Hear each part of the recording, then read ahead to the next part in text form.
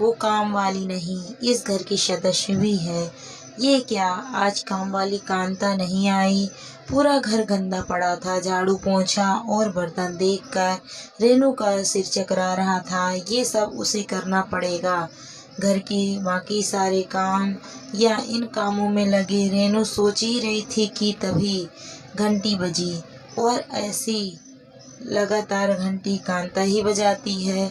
वो समझ गई कि बाहर उसकी कामवाली ही है।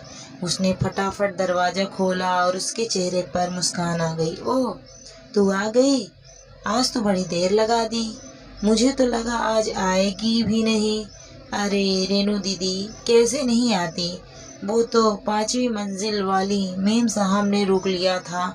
उनके हाथ पैरों में बहुत दर्द था, तो मैंने मालिश कर दी। अब तेल से सने हाथों से आपको फ़ोन नहीं किया और ना ही आपका फ़ोन उठा पाई। तू तो मुफ्त में सबकी सेवा करती रहा कर। और भी तो है, हर काम के पैसे बना लेती है, और तू अलग से काम करके भी पैसा नहीं लेती।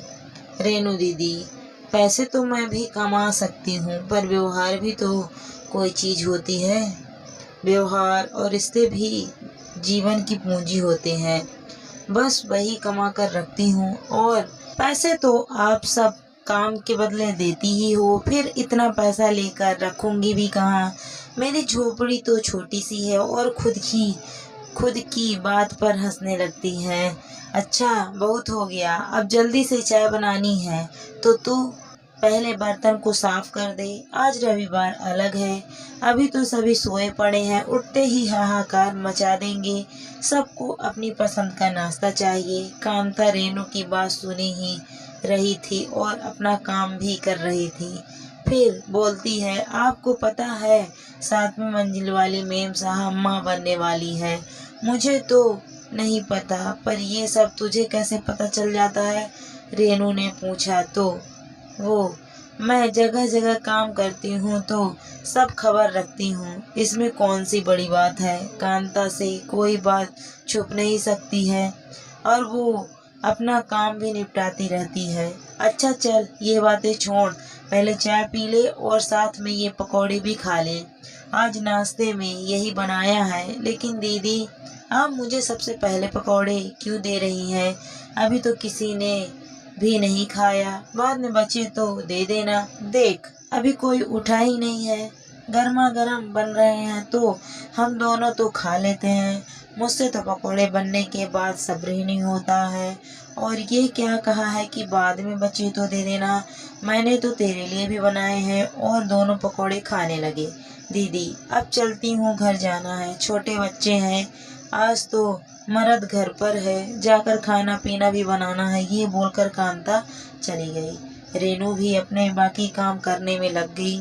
अगले दिन बच्चे स्कूल चले गए और सुमित ऑफिस चले गए। रोज की तरह रेनू कांता का इंतजार करने लगी, पर कांता काफी देर तक नहीं आई। फिर उसने 5वीं मंजिल पर रहने वाली वर्मा आंटी और 7वीं मंजिल पर रहने वाली सीमा भाभी से पूछा, तो दोनों ने मना कर दिया कि आज तो सुबह से कांता नहीं आई।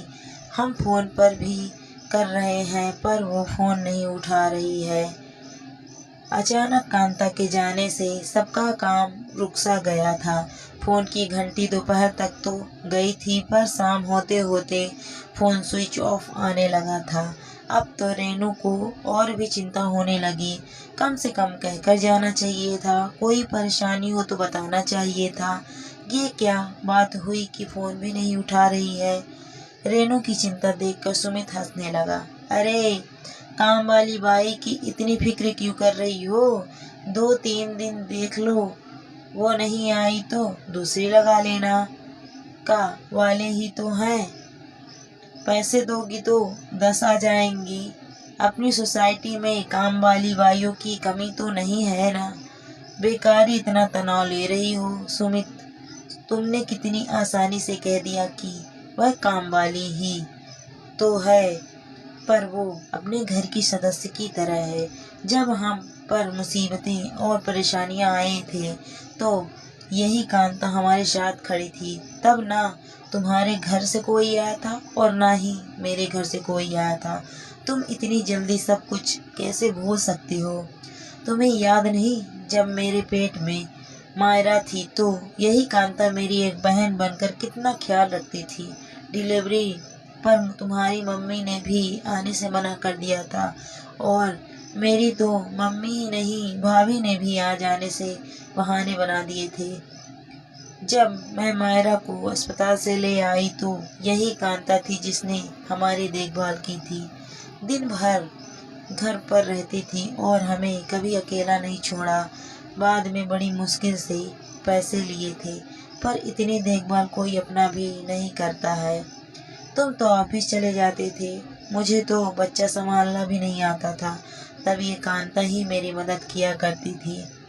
उसमें कांता का कोई स्वार्थ नहीं था। बच्चों को पालने में कांता ने कितनी मदद की थी, मैं वो सब नहीं भूल सकती हूँ। और एक दिन जब तुम्हारी कार का एक्सीडेंट हो गया था, तुमको कितनी चोट आई थी, तब बच्चों को कांता ने संभाला था।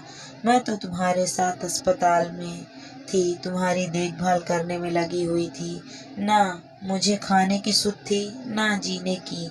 जब तक तुम होश में नहीं आ गए थे, मेरे प्राण सूख गए थे। ऐसे वक्त में मुझे कांता ने संभाला था। कांता तुम्हारे लिए काम वाली बाई होगी, पर मेरे लिए तो घर की सदस्य जैसे है। हाँ, तो तुम भी तो उसे कितना देती रहती हो, कभी बच्चों के पुराने कपड़े, सूट साड़ियाँ, और जब भी चीज़ें रह जाती हैं उसके घर ही तो जाती है। सुमित ने कहा। हाँ देती हूँ, पर मैं कोई अनोखा काम नहीं करती हूँ। पुराने कपड़े तो कोई भी दे सकता है, उससे कांता का एहसान नहीं चुकाया जा सकता। तुम मुझे कल उसके घर पर ले चलना, आखिर मैं भी तो पता करूँ कि क्या बात है। रात भर रेनू अच्छे से सो नहीं पाई, उसका मन घबरा रहा था। सवेरे बच्चों को स्कूल छोड़कर वो सुमित के साथ चली गई। उसका घर बहुत दूर है, वो रोज ऑटो से आती है। रेनू ने कहा। काफी देर बाद एक गली में मुड़ना था तो सुमित नाक मुंह सिकोड़ने लगा। छी छी, किस गंदगी में तुम मुझे ले आई हो, मैं इसे आगे नहीं जाऊंगा। तुम्हें जाना है तो जाओ, मैं यहीं दुकान में खड़ा रहूंगा। रेनू को तो पता याद था, वो एक बार पहले भी यहाँ आ चुकी थी। थोड़ी देर सेकेंड गली पर पार करने के बाद उसे कांता का घर दिखाई दिया। उसने जाकर कुंडी बजाई तो कांता की बेटी ने दरवाजा खोला। अरे दीदी, आप और हमारे यहाँ कैसे आई हो? तो जरूरी काम तो था। हाँ, तेरी मम्मी कहाँ है? काम पर नहीं आई। मम्मी तो सरकारी अस्पताल में भर्ती है, उन्हें फिर से चक्कर आया था और वो बेहोश होकर गिर गई थी। उनके हाथ में चोट आई है। पापा उन्हें डॉक्टर के पास ले गए हैं, लेकिन वो फ़ोन क्यों नहीं उठा रही है? दीदी, महीने के आखिरी दिन है, पैसों की तंगी हो जाती है। पगार तो 1 तारीख के बाद ही मिलेगा, इसलिए फ़ोन कल सुबह तो चालू था, पर बाद में उसमें बैलेंस ही खत्म हो गया था। पापा तो कल रात घर ही नहीं आए हैं। अच्छा, घर पर कुछ राशन का सामान है या नहीं? नहीं दीदी, थोड़े से चावल थे, वो खत्म हो गए हैं। अब शाम को पकाने के लिए कुछ भी नहीं बचा है। ठीक है, तो ये पैसे रख, राशन का सामान ले आना और अस्पताल का नाम बता। रेनू वहाँ से जाकर आ गई। सुमित को कहा कि वो नुक्कड़ वाले सरकारी अस्पताल पर लेकर चले। वहाँ जाकर उसने कांता को देखा तो वो एक पलंग पर लेट कर कर्रा रही थी। रेनू को देखते ही रोने लग गई। आखिर इसे क्या हुआ है? डॉक्टर ने क्या बताया? कांता का पति बोला। रेनू दीदी, कांता को कमजोरी की वजह से चक्कर आया है और ये गिर पड़ी तो इसके हाथ के ऊपर से तेज रफ्तार कार निकल गई। दायां हाथ बुरी तरह से घायल हो गया है, तभी तो दर्द की वजह से कर्रा रही है। रात को डॉक्टर नहीं आया और अब सुबह से इंतजार कर रहे हैं। अब सरकारी अस्पताल में इलाज तो मुफ्त होता है, पर इलाज समय पर नहीं होता, तो इसे किसी प्राइवेट अस्पताल में ले चलो। बेचारी का हाथ का इलाज नहीं हुआ तो मुश्किल हो जाएगी। प्राइवेट अस्पताल की फीस बहुत होती है, हमारे पास इतना पैसा नहीं है। अब तो यहीं पर इलाज कराएंगे, कांता के पति ने कहा। मैं कांता का इलाज कराऊंगी, तुम इसे लेकर बाहर चलो। रेनू ने 1 सेकंड में निर्णय लिया और सुमित को साथ लेकर प्राइवेट अस्पताल में चली गई। वहाँ कांता का हाथ दिखाया, उसका एक्सरे करवाया, हाथ में फ्रैक्चर था, पट्टा बनवाया और दवाई देकर उसे उसके घर पर छोड़ आए। तुम अपनी पत्नी का ध्यान रखना और अभी 2 महीने आराम करवाना, उसकी पगार उसको मिलती रहेगी। रेनू दीदी, आपने मेरे लिए इतना किया, आपका एहसान रहेगा। मैं इलाज में खर्च हुए पाई चुका दूंगी, कांता ने कहा। नहीं कांता, इसकी कोई ज़रूरत नहीं है, तू बस अपना ध्यान रखना और जल्दी से ठीक हो जा। हाथ को जितना आराम देगी उतना जल्दी ठीक हो जाएगा। रेनू वहाँ से वापस घर आ गई। घर जाकर सुमित चिल्ला कर बोला, रेनू, मैंने तुम्हें कांता के सामने तो कुछ नहीं कहा, पर मैं इसलिए दिन रात नहीं कमाता कि तुम काम वाली बाइयों पर पैसा लुटाती रहो। अरे घर में काम करती है तो थोड़ी बहुत मदद कर दी, ठीक है, पर ये क्या, तुमने तो इलाज का सारा खर्चा ही दे दिया। भला ऐसे कैसे घर चलेगा? तुमने तो इस काम वाली को सिर पर चढ़ा रखा है और उसके घर इस तरह गई। इस तरह तो कोई अपने रिश्तेदारों के भी नहीं जाता। हद करती हो, इतनी महंगाई है, 2 बच्चे हैं, घर की ईएमआई है, राशन पानी, स्कूल फीस, बहुत कुछ है और तुम तो एक झटके में 10,000 पूरे कर दोगी। घर बैठे पगार देने की क्या ज़रूरत है सुमित? कांता ने जो हमारे लिए किया है, ये 10,000 तो उसके सामने कुछ भी नहीं है। उसने तो मुझे नई ज़िंदगी दी है, मैं उसका एहसान कभी नहीं भूल सकती। क्या एहसान किया है उसने? हर बार हमने पैसा भी तो दिया है, सुमित आवेश में बोला। सुमित, याद है जब तुम्हारा कार से भयंकर एक्सीडेंट हुआ था? मैं एकदम अकेली पड़ गई थी। इस शहर में हमारा नाते रिश्तेदार कोई भी नहीं था। कांता अपने बच्चों को छोड़कर अस्पताल भागी आई थी। तुम्हारा बहुत खून बह चुका था, अस्पताल में तुम्हारे मैचिंग का खून नहीं था और तुम्हें खून चढ़ाना बहुत ज़रूरी था। अपने घर से कोई पहुंच नहीं पाया था, ऐसे में कांता का खून मैच हो गया और उसे चढ़ाकर ही तुम्हारी जान बचाई जा सकी है। जिसने तुम्हें जीवन दिया, मेरे सुहाग की रक्षा की, मैं उसे कैसे भूल सकती हूँ? ये सुनते ही सुमित सन्न रह गया। लेकिन तुमने मुझे बताया क्यों नहीं? और इतनी बड़ी बात 2 साल से छुपा रखी। मैंने पूछा था पर तुमने कह दिया था कि अस्पताल में ही खून मिल गया है। मुझे माफ़ कर दो सुमित, ये बात मैं तुम्हें कभी बताना नहीं चाहती थी, पर आज बतानी पड़ी।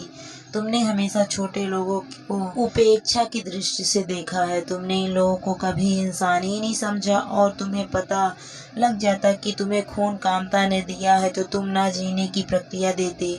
इसीलिए मैंने तुम्हें नहीं बताया। तुम आज कांता की वजह से ही जिंदा हो। और रेनू रोने लगी। सुमित भी चुप हो गया। अगले दिन जब सुबह हुई तो रेनू ने देखा सुमित कहीं नहीं थे। आखिर इतनी सुबह कहाँ चले गए? मैंने क्यों कांता की खून देने वाली बात बताई? रेनू अपने आप को कोसने लगी। उसने सुमित को फ़ोन लगाया पर उसने फ़ोन नहीं उठाया। वो चिंता कर रही थी कि कांता का फ़ोन आया। रेनू दीदी, सुमित भैया घर आए थे, फल और मिठाई देकर गए हैं और मेरी तबीयत भी पूछी। आज तो बड़े अच्छे से बात की और 2 महीने की पगार भी बढ़ा कर दे गए। रेनू उन्हें फ़ोन रखा तभी सामने से सुमित आते हुए दिखाई दिए। रेनू कांता को लेकर, मैं हमेशा चिढ़ा करता था पर तुमने मेरी आंखें खोल दी है। छोटे काम करने वालों का दिल बहुत बड़ा होता है। मेरे अपनों ने मुझे मारने के लिए छोड़ दिया पर अनजान अजनबी ने मदद की। अब मैं सभी का सम्मान करूंगा, सबसे प्यार से बात करूंगा, चाहे वह काम वाली हो, धोबी हो, माली हो, प्रेस करने वाला हो, कार साफ करने वाला हो। 2 महीने तक कांता ने आराम किया और उसका हाथ पूरी तरह से ठीक हो गया। अब वो काम पर आने लगी। अब सुमित सही व्यवहार करने लगा है और रेनू भी खुश थी कि कांता वापस आ गई और सुमित का दृष्टिकोण बदल गया।